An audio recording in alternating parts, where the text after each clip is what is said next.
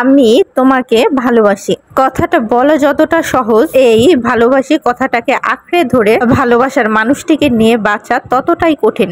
ভালোবাসি আমরা তো এই কথাটা যে কাউকেই বলতে পারি, কিন্তু ভালোবাসা নিয়ে বাঁচা এবং ভালোবাসা রক্ষা করে তার সাথে থাকাটা বড়ই কঠিন। এটা আমরা কয়জন পারি? হ্যালো এভরিওয়ান, আসসালামু আলাইকুম। কেমন আছেন আপনারা সবাই? আজকে দুপুরে কি কি রান্না করব আপনাদের সাথে শেয়ার করব।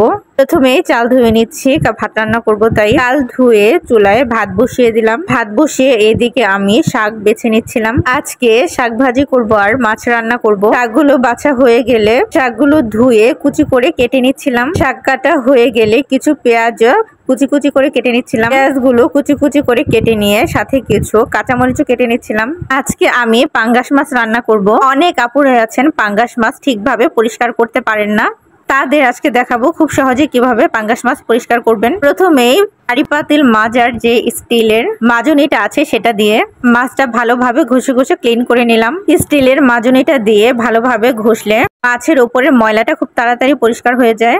মাছটা পরিষ্কার করে মাছ পিস পিস করে কেটে নিচ্ছিলাম। মাছ কাটা হয়ে গেলে মাছগুলো ভালোভাবে ধুয়ে পরিষ্কার করে নিচ্ছিলাম।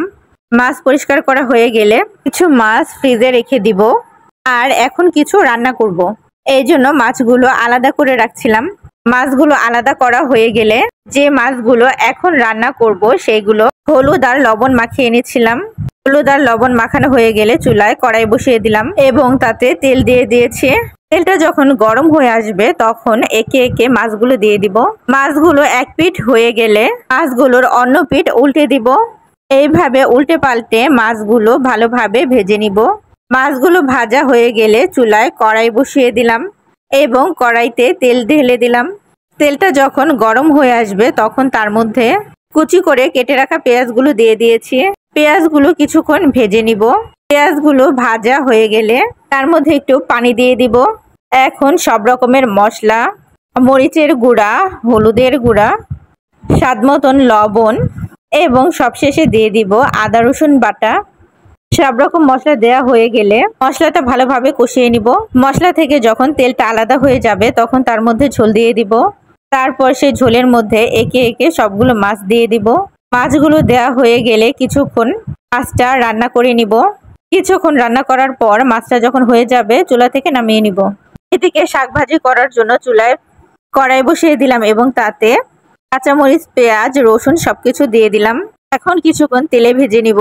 কাঁচামরিচ পেঁয়াজটা কিছুক্ষণ ভাজার পর যখন ব্রাউন হয়ে আসবে তখন শাকগুলো দিয়ে দিব। শাকগুলো দিয়ে সামান্য পরিমাণে লবণ দিয়ে দিব এবং ঢেকে রাখবো। কিছুক্ষণ পর ঢাকনা তুলে দেখবো শাকটা যখন হয়ে যাবে তখন চুলা থেকে নামিয়ে নিব।